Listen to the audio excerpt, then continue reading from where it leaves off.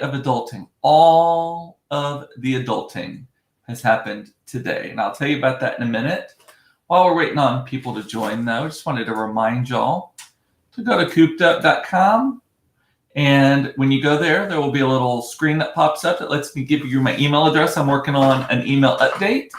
Planning on doing them like once, maybe twice a month. Things I like, things I'm reading, things I'm thinking about, all that kind of stuff. Helpful things, I promise. I'm not going to be all spammy and stuff. Hey, Mama, good to see you. So just go there. And if you were on social, I'm cooped up on most of the social channels. So Instagram, for example, I'm cooped up there. So love a follow there as well. Okay, looks like we're getting some people on now. So I'll get started. So like I said, I have done all of the adulting things today. The only thing I have not done adulting is have a hard, cold beverage. And I'm still not drinking, so I'm not going to have one of those. I have LaCroix, orange flavored, I believe, and a wine glass to trick myself into thinking that I'm having some booze. So cheers. Smells good. So I have been sleeping better, though. I think it's because of the alcohol. I am not peeing as much. I think finally my system has figured out what is going on, but we are in good shape. Walked 2.5 miles this morning. That was the starting of my adulting. And then I did the planks. You know, I was talking yesterday about doing the planking, the 30-day planking challenge that Weight Watchers put out. And I put a link in the comments yesterday. Wow, I did 3 sets of 30 seconds today of planking. Oh, that third one, I ended up having to go on my knees because the instructions say if you can't hold the plank, go to your knees because it's better to do the time than the posture, I guess, or it's better the time than the long hold. So I'm like shaking just watching that, and I've got the stopwatch going in front of me. Oh, it was so. I'm feeling it here though. I hope that it doesn't push out the stuff. So, Carrie has an unpopular opinion. All LaCroix taste the same. They simply smell different, tricking your nose into thinking you're consuming the flavor. I disagree with you on that. I do think that they taste different. But, you know, I don't know. The ingredients on it, it says water and natural essence. And I want to know what a natural essence is. Like, what is that? Like, how does that work? I don't get that. But I know that the coconut one tastes like you have accidentally licked your lips after putting sunscreen on. I don't like that one at all. I did for a short amount of time. But that the coconut one is the grossest. I actually don't like the lemon lime one that much. I like the orange. I like the, they have a couple of them that are in skinny cans that are like other flavors. They have a passion fruit one. They have just a peach pear one, which I like a lot, and orange. That's kind of the go-to. And when I'm drinking, if I'm drinking hard alcohol, I will put that in here. And sometimes I'll make a spritzer with it. I'll put a little bit of wine about halfway up and water the rest of the way with some ice. Yeah. And Carrie is saying essence just equals smell. I don't know about that, but I mean, I believe you because there is that trickery, right? If you smell something.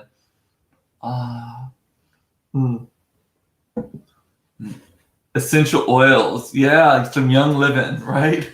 I'm part of a multi-level marketing plan now. I'm drinking essential oils. So also the adulting continued because I don't have a primary care physician at the moment. I actually have not had one for years. The one that I used to go to all the time switched to concierge care, which means they reduce their client load, but they charge you like a yearly membership fee of like $2,000 to $2,500 a year. And so I wasn't ready for that at the time. And then I looked at another one and then he switched. And then another one. And then finally, I went to the Cooper Clinic for a physical about 3 years ago. Spent a shit ton of money getting my organs x-rayed and my throat scoped and all that stuff, just to make sure that there was no trouble under the hood. Everything fine. And then I'm not a sick person. But then I was like, you know what? I'm getting to the age now where I probably should have a legit doctor that like I talk to on a regular basis. If I need something, especially this time of COVID shit, that I can go to and do this. I've been looking at that. They're all concierge care, the ones that keep getting referred to me. And that's fine. I may end up just biting the bullet at getting one that takes my insurance also. That's a lot of cheddar, yo, right? Carrie's saying how long has it been since your last physical? Time for a finger up your butt. And they told me 50 was when so I got my physical at age 43. So it's been about 2.5 years. And they told me that 50 years old is when, no, I had the finger up the butt. I did that. Like they checked all of that kind of stuff. I didn't do the colonoscopy. That's the one that I did not do. The other stuff I did. That's all. The only thing I have not done yet is the colonoscopy. And that's the one that they said, wait till you're 50 to do. Although I think I've since read that they changed the thing to 45. So, and by the way, do y'all say LaCroix or LaCroix? I have friends that say both. I say LaCroix like St. Croix, like the island. But some people say LaCroix like the designers. I don't know what the right answer to that is. Croix or Croix? And Carrie's saying it all tastes like Alka-Seltzer to her. Someone told me it tastes like radio static. I thought that was hilarious. It tastes like static cling. It tastes like radio static. So, yeah, and that's what I was just talking about, the colonoscopy to 45. That's what I was just reading about. And that actually is what prompted me, reading an article about that, prompted me to think, maybe it's time for me to start like getting a legit doctor. I go back to the Cooper Clinic.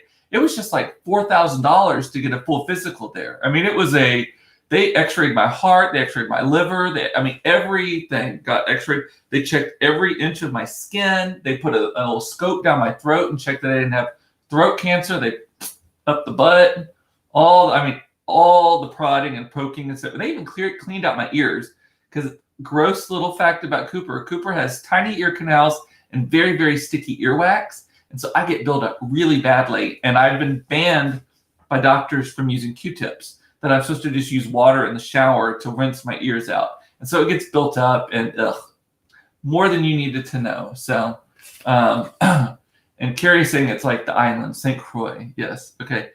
So I did some doctor research today. That was one of the adulting things I did today. The other thing I did today is I have been in financial paperwork hell for most of the day. So the forgiveness process for that payroll protection plan, the PPP loan that the government gave out to small business owners, is happening now. I got my time to pull together all my paperwork and submit it was today from my bank, Frost Bank, who I love. If you're looking for a good bank, Frost Bank is like the best. I love them.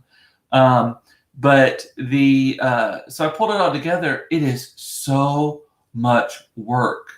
Applying for it was literally like, tell us what your payroll is. Okay, here's a check. To get it forgiven, which makes sense, but to get it forgiven, it's like, prove this, prove that, send us a statement of this. And it took me probably 3 hours to do it, just pulling information from all different places. It was crazy. And then I'm also working on a real estate deal right now. And we're closing in the next week or two. And so all of that from the lenders, just send me this, send me that. I need this. I need your certification from the Secretary of State of the state of Texas. I need your resolution to borrow, all that kind of stuff. Crazy. I'm like, okay, maybe I picked the wrong day. I picked the wrong day to be an adult, right?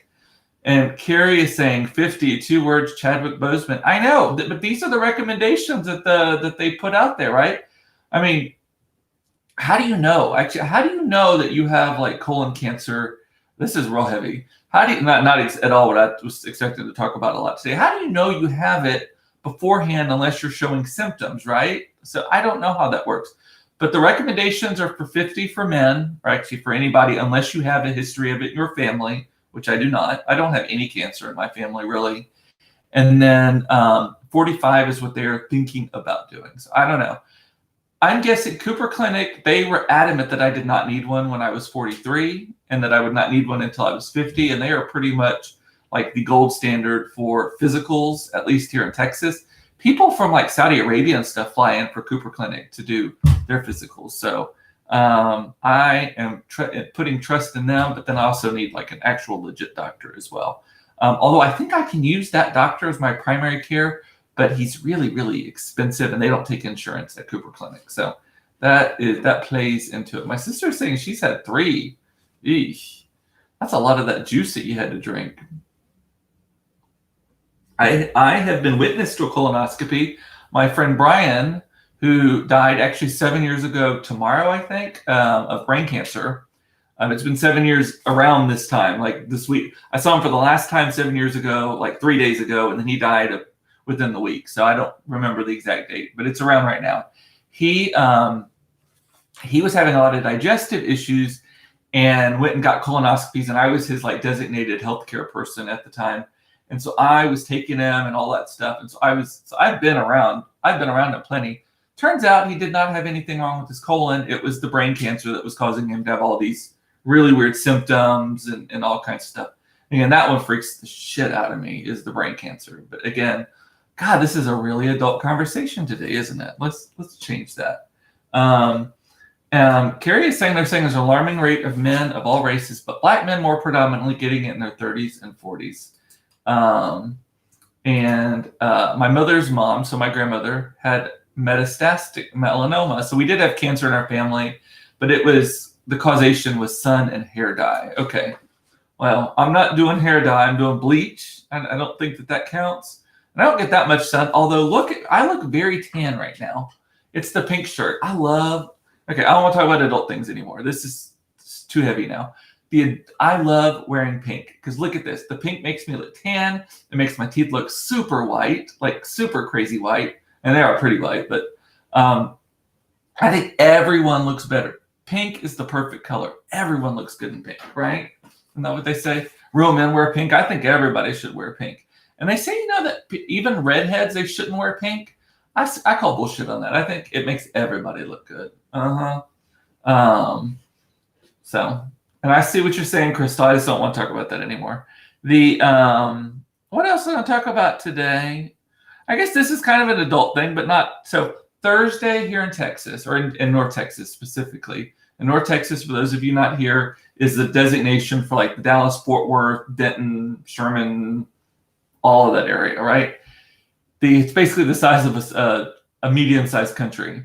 We have this thing annually called North Texas Giving Day, and it is where all of the charities that are aligned with, is it the Communities Foundation, I think? Something like that. This specific foundation that they're aligned with. They do this big day where everyone's raising money and asking for money and all of that kind of stuff. And they do it on one day. And it is actually turned into like a week.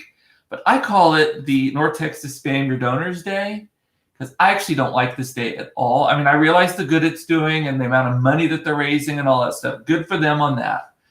But here's what happens. If you have given a dime to a single fucking charity, you're already getting emails saying, hey, guess what? You're allowed to start giving early now. It'll go in on Thursday. And then Wednesday night, you're going to get an email. And this is literally from every charity that you're potentially have had a passing relationship with. Wednesday night, I'm going to start getting emails. Tomorrow's the big day. Tomorrow's the big day. Be ready for it. North Texas Giving Day. And then Thursday morning, today's the day. Give it. And then at like 11:30, we're about halfway through the day. You still have time. And then at 4 o'clock, we're ending the day, and this is how we're doing. You're still time. 9 o'clock, there's still some time. We're going to close it out. And then I think they let you do it the next day too. They're like, one last chance to do it. I mean, literally every fucking charity sends like 10 emails. So my email inbox on Thursdays is going to be blown up. It just drives me insane. I'm like, I already gave you money. That's why you have my name.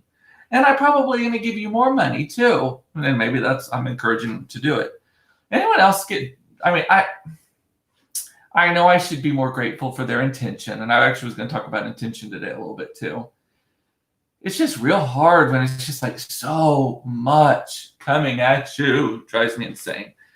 If you've known me in person for very long, I have this saying that everything before but is bullshit. That's what I always say it. And that's basically like, not to be racist, but, and then someone says like the most racist fucking thing ever, or not to be blah, blah, blah.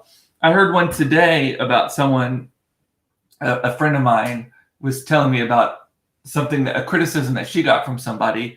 And it said, I know you meant well, but, and then that person basically laid into her in the most tacky way possible, telling her about what a horrible person she is for doing something she did, that she did well-intentioned with the wanting to help people. My whole thing on that is, if you start a sentence with, I know you meant well, just put a fucking period there, shut your mouth, and throw it to the back of your brain. If they had a good intention, Good for them for having a good intention. Let's just leave it at that. Unless it was like a grossly insensitive thing. And then one of their actual close friends maybe should step in and say, hey, this is how some people took what you said. But if it's just kind of a passing person or whatever, I just drives me nuts. And y'all are talking about water. Target has great sparkling water. Good and Gather brand. Ginger peach. Ooh, that sounds yummy. I'll have to check that out. And then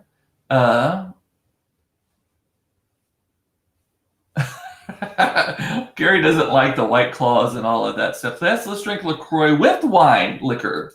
Well, my issue with all those, it's like malt liquor. It's not even like whatever. I mix wine with this. Like if I'm out by the pool, I'll get a big cup, put a bunch of ice in it, put some LaCroix in it, and then put some wine in it.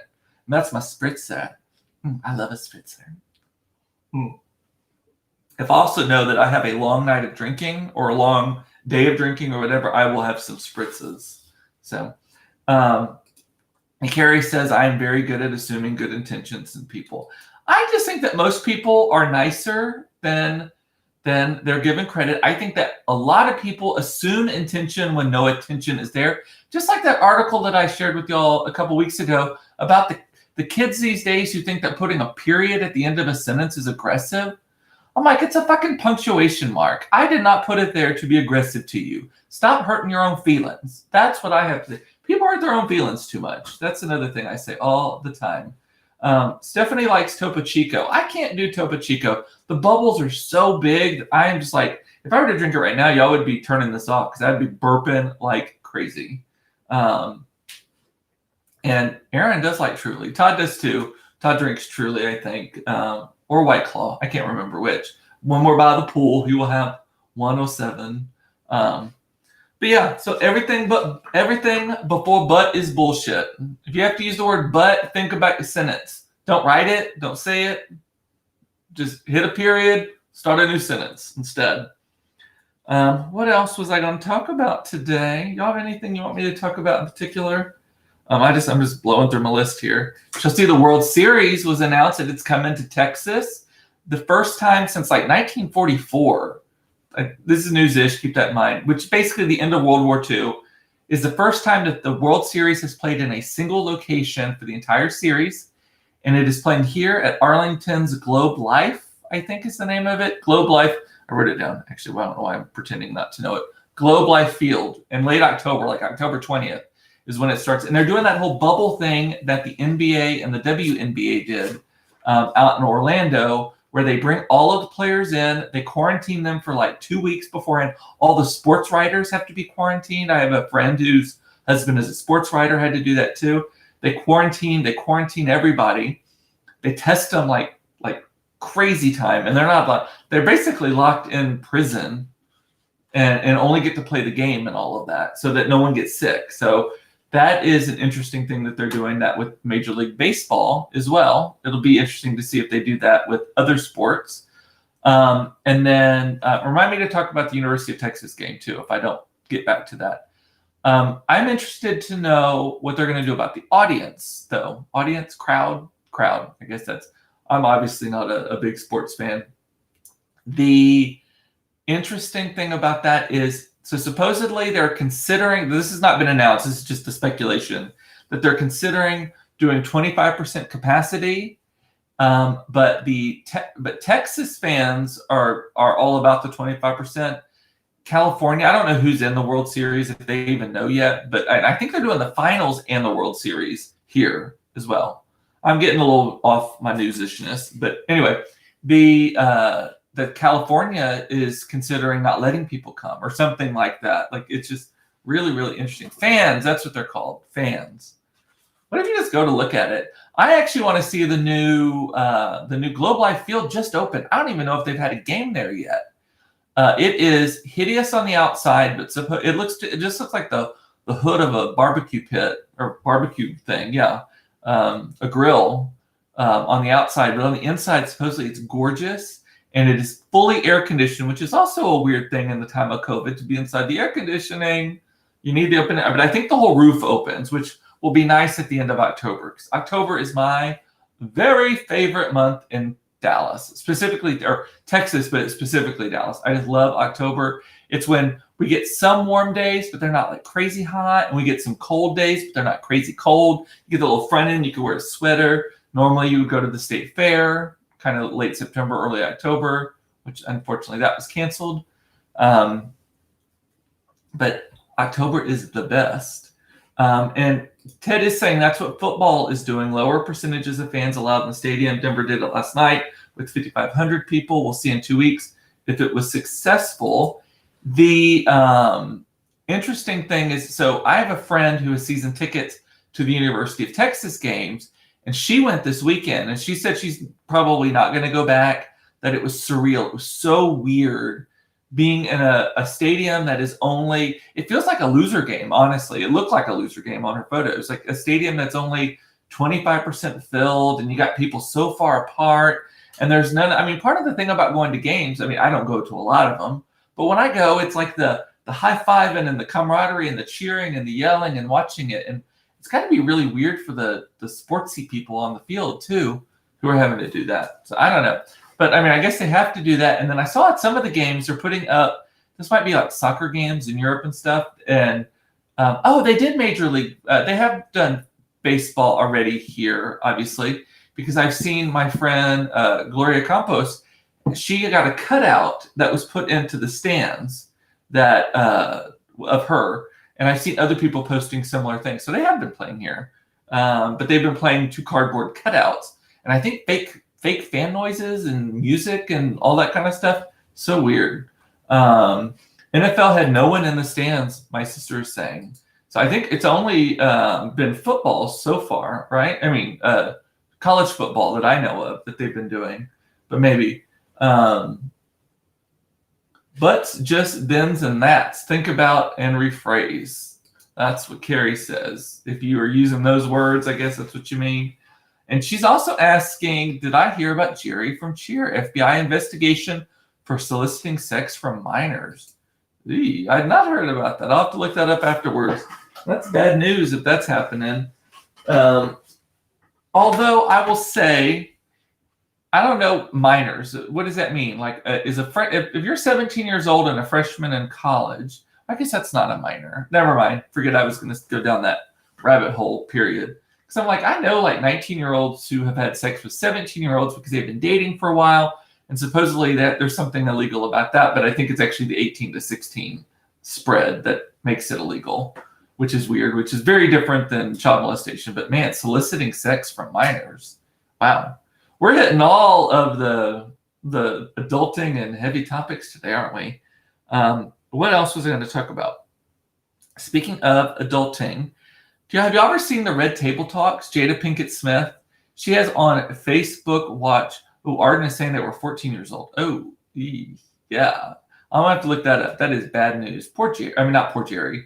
Like, poor, like, his career. Like, don't fuck it up. I mean, you barely had anything going for you to begin with. You went to some shithole junior college that didn't even graduate you, and you finally make it big on a show, and then you fuck it up with that? Holy moly. 13-year-old male twins also. Well, Carrie's saying 19 years old. Oh, they're 19 now and 13 when they were younger. Man. I mean, these things come back to haunt you. Don't do it. Don't do it. What does it say? Oh, J.D. Pinkett Smith, getting back to what I was talking about. She has on Facebook Watch, which Facebook Watch is like its own network, I guess, here on Facebook.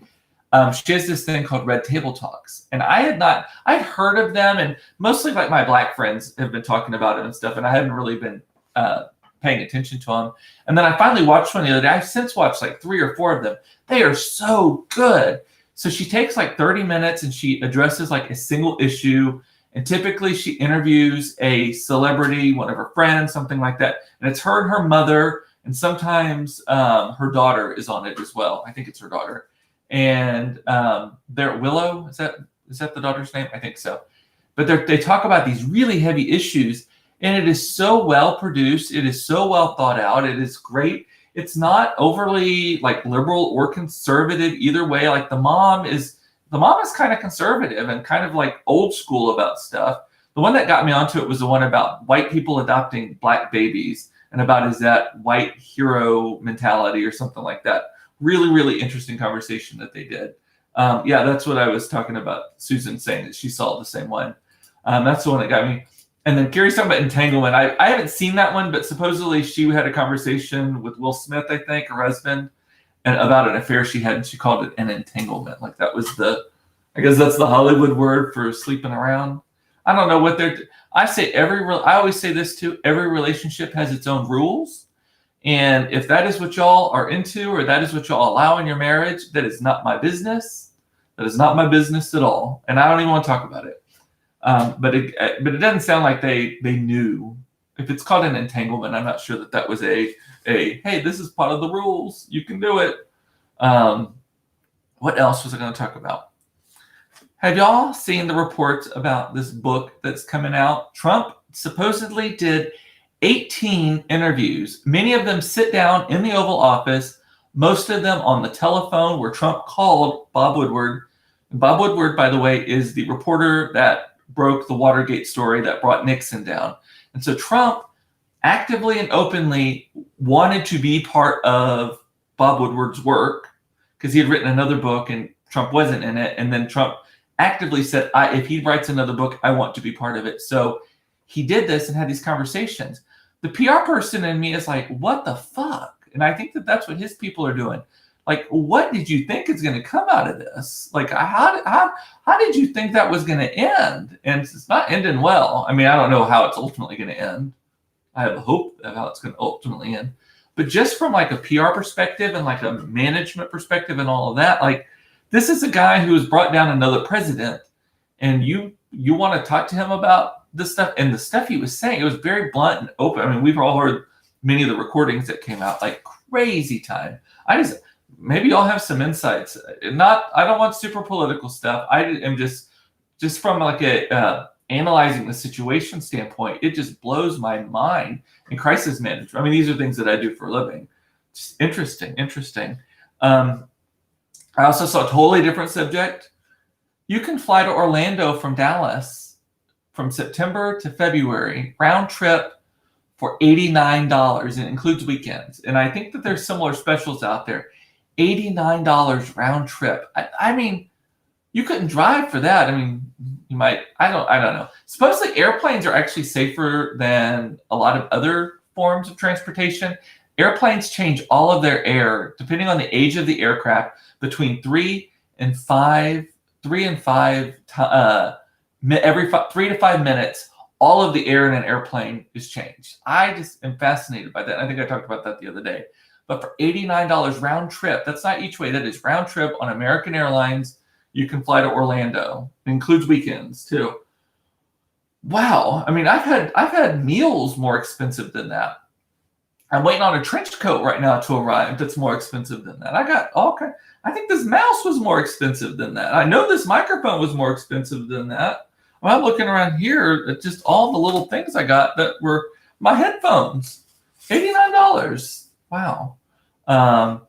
And what Michelle's saying, he thought he could outfox Woodward. I think he thought he could be the charm offensive. I think he thought it was the same kind of thing that he did like in Korea, North Korea specifically. And what were some of the other things that he's negotiated? And again, I don't love him. I'm not voting for him, but he occasionally does the right thing in every possible wrong way. I do give him credit for that. But I just don't know. I mean, this would have been one of those surprising moments where if he thought he would have put on the charm offensive. And Gary said, I assume his PR people live in the daily affirmation of Dorothy Parker's quote, "What in fresh hell is this?" Yes, I agree. Just what in, I mean, I would not want, I would not want political PR job anyway. But just that one, I guess it's good for your resume, maybe? I don't know. Just crazy. And then the last thing I had is the Apple Watch 6 came out today, or they announced it today. I think it comes out on the 19th, whatever that is, Friday maybe. It is all about health. That's what I use mine for, steps. And I've almost closed my stand rings today. I am at 10 of the 11. No, I'm at 11 of the 12 stand rings. So during the 5 o'clock hour, I will close my stand rings, and then I'm almost done with all my other rings too. And so, but the new one measures your blood oxygen level. It has like a cardiogram, something like that, where it measures your heart for heartbeats. It knows your altitude. If you fall suddenly, like if it senses that you have come down like a cliff or something, it will call for help. I think it does it automatically. Like if it senses like there's been a thing, because it already does a thing where you can push on the button and hold it down and it calls for emergency thing. But man, the it's all health, which is interesting because literally that is telling time, and my health stuff is literally the only thing I use my Apple Watch for. So I'm interested in that. I wish it would do blood pressure, because my blood pressure, just as I'm getting older, is kind of going all over the place. And I've been warned about that, and I watch it. And that's part of the reason why I've stopped drinking so much and all that too. But here's the thing about taking my blood pressure. If you say, hey, Cooper, we're taking your blood pressure, even at the one at my house, I've got one of those sleeves that goes on. My blood pressure goes up. I get the white coat syndrome, as they call it. It freaks my blood pressure out because I'm like, am I going to fail this test? Like, what's the number going to be? I've tried meditating, which does help. Drinking. I think that with walking, I think that helps a lot too. So, yeah. So I have been working on that. My hair looks really good today, don't y'all think? I like that the blonde is a little bit on the end. I'm not loving the brown part. Todd bought some lightning shampoo. I'm not using it yet, but we'll see how that works. That just gives me horror flashbacks of Sun In. Let's see what else I have. Blah, blah, blah. I think that is all of my topics for today, y'all. So, and Carrie is saying a blood alcohol level is likely a direct result of COVID. Yeah, we have one of those pulse oximeters here in the house too, for when we got it in the early days of COVID. That is a good thing for your watch. And if it tells you, that might be because I think that's one of the big things that's killing people is they don't realize their blood oxygen is so low until it's too late, and then stuff is starting to shut down. And if you got the watch on and it's like pinging you saying, hey bitch, your blood's getting too thick, you don't have enough oxygen in it, or what, I don't know. Does your blood get thick? I think it does. No, I think if your blood is thick, it has too much oxygen in it, maybe. Oh, I don't know. You didn't come here for medical explanation on anything. So, and Crystal's saying, I have white coat syndrome too. Yeah. Did you get a bandana yet? Can't wait to see which one you picked out. With that, I'm going to say bye. Carrie, I assume you're on tomorrow. You're watching now. I assume you're on tomorrow. Everyone loves Wednesday hump day with Carrie. And we'll be here. And with that, I'm going to say bye. I love you. It is important to know that you are loved. I love that you watch this. I get all my words out. This is my therapy. I really needed it today after all of the adulting I have done. And after this, I think I got to go cook dinner, which is extra adulting. And Carrie is confirming she will be on tomorrow. Don't shoot yourself to death. There's nothing you should be doing right now. Just taking care of yourself. Don't kill anybody. No murder, suicide. No babies, anything like that. And with that, I'm going to say bye. I love you. And I will see you tomorrow at 4:15 for another episode of Cooped Up.